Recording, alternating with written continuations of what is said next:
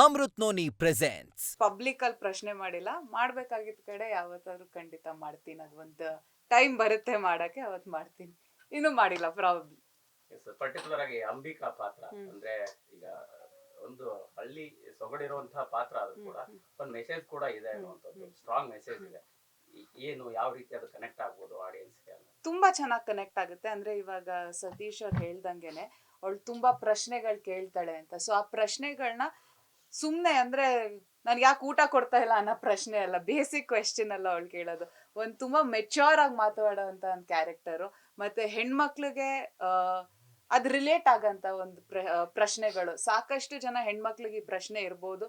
ಒಂದಿಷ್ಟು ಜನ ಇಂಟ್ರೋವರ್ಟ್ ಇರ್ತಾರೆ, ಅವ್ರು ಅದನ್ನ ಕೇಳಲ್ಲ. ಹೌದಪ್ಪ, ನಮ್ ಜೀವನ ಮದ್ವೆ ಮಾಡ್ಬಿಟ್ರು ನಾವ್ ಹಿಂಗೆ ಅಂತ ತುಂಬಾ ಜನ, ಸಾಕಷ್ಟು ಜನ ಹೆಣ್ಮಕ್ಳು ಇರ್ತಾರೆ. ಸೊ ಅಷ್ಟು ಜನಕ್ಕೆ ನಿಂತು ಇವಳು ಆ ಪ್ರಶ್ನೆಗಳನ್ನ ಸಮಾಜಕ್ಕೆ ಕೇಳ್ತಾಳೆ. ಆ ಸಮಾಜನ ನಾವ್ ನಿಂತ್ಕೊಂಡ್ ಸಮಾಜ ನಡೆಸ್ತಾ ಇದೀವಿ ಅಂತ ಯಾರ್ಯಾರು ಮಾತಾಡ್ತಾರಲ್ಲ ಅಂತವ್ರನ್ನೇ ಡೈರೆಕ್ಟ್ ಆಗಿ ಕೇಳ್ತಾಳೆ.